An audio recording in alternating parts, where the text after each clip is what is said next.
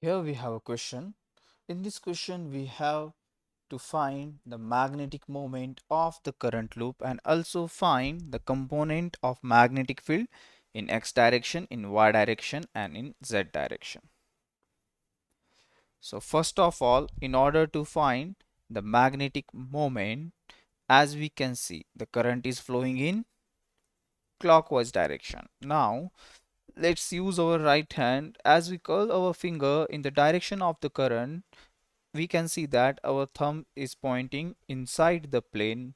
So from here we can say that the magnetic moment that would be equal to IA but inside the plane. For that we can show the direction minus k cap. So from here we can write the value of magnetic moment as minus IA k cap. Now in order to find the Bx, By and Bz component, we are given the magnitude of the magnetic field.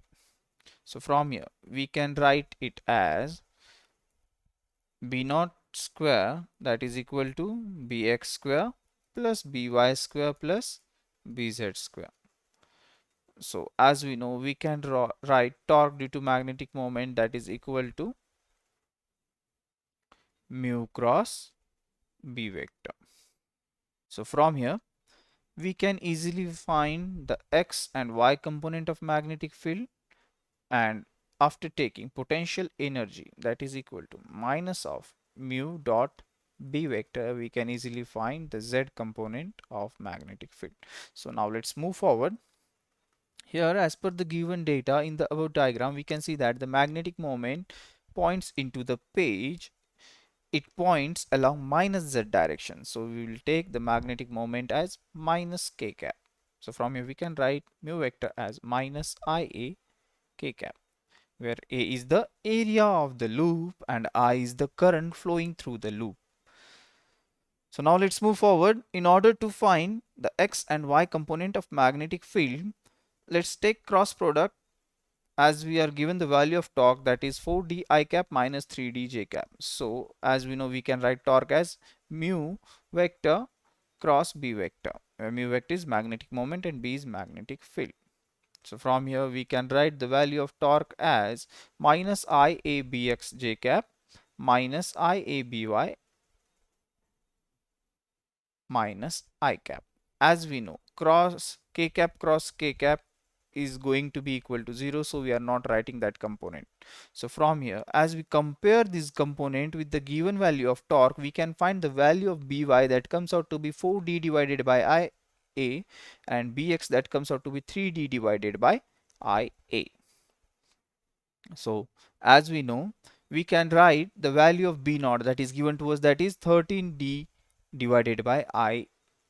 So as we discussed, we can write the value of B naught square, that is equal to Bx square plus By square plus Bz square. From there we can write this equation, as you can see, if we take under root on the both side.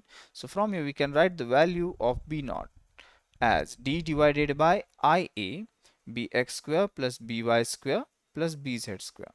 So after solving this, we can write the value of Bz as d divided by I under root of 169 minus 9 minus 16, that comes out to be under root of 144 d divided by Ia.